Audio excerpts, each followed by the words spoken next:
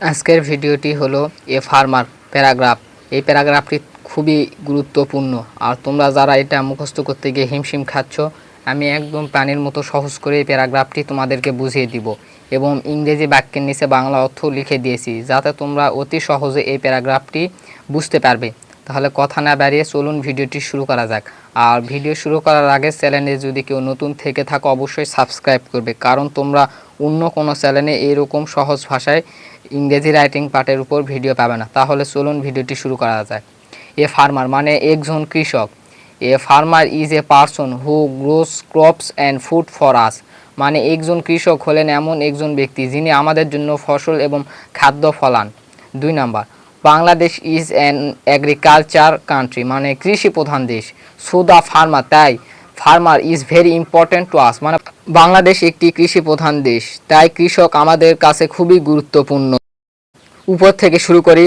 হি usually মানে তিনি সাধারণভাবে, লিভস মানে বাস করে, in a village in a simple house, তিনি সাধারণত গ্রামে একটি সাধারণ বাড়িতে বাস করে, মানে কৃষক। আর তোমরা এইগুলো একটি খাতায় লিখে রাখো, তাহলে সুবিধা হবে। নিচেরটা, he leads a very simple and hard life, তিনি অত্যন্ত সাধারণ এবং কঠোর জীবনযাপন করেন। He walks up early in the morning and goes to his field, তিনি খুব ভোরে ঘুম থেকে ওঠেন এবং তার মাঠে যান। He works hard from morning till evening under the sun and rain, তিনি রোদ এবং বৃষ্টির মধ্যে সকাল থেকে সন্ধ্যা পর্যন্ত কঠোর পরিশ্রম করেন একজন কৃষক। He use simple tools like a plough, spade and oxen to till the land, তিনি জমি চাষ করার জন্য লাঙল, কুদাল এবং বলদের মতো সাধারণ সরঞ্জাম ব্যবহার করেন।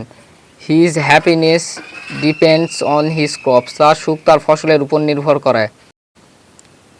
If he gets a good harvest he become happy, যদি তিনি ভালো ফসল পান তবে তিনি সুখী হন। But sometimes natural disaster like floods and storms destroyed his crops, কিন্তু মাঝে মাঝে বন্যা এবং ঝড়ের মতো প্রাকৃতিক দুর্যোগ তার ফসল নষ্ট করে দেয়। এবং তোমরা প্যারাগ্রাফ লেখার সময় অবশ্যই এক প্যারার মতন এক প্যারায় লিখবে, যেমন 2 পৃষ্ঠা এবং 1 পৃষ্ঠা এরকম প্যারায় লিখবে।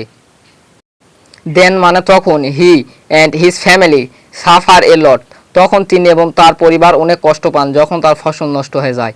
দো মানে যদিও, he feeds the whole nation he is usually poor and illiterate, যদিও তিনি পুরো জাতিকে খাওয়ান তবুও তিনি সাধারণত দরিদ্র এবং অশিক্ষিত হন। He does not have modern machines of enough money for farming, চাষাবাদের জন্য তার কাছে আধুনিক যন্ত্রপাতি বা পর্যাপ্ত টাকা থাকে না। A farmer is the backbone of our country, মানে একজন কৃষক আমাদের দেশের মেরুদণ্ড। লেখায় মনে হয় এডিট করতে একটু ভুল হয়েছে, তাহলে নিচেরটা হলো a farmer is the backbone of our country, মানে একজন কৃষক আমাদের দেশের মেরুদণ্ড।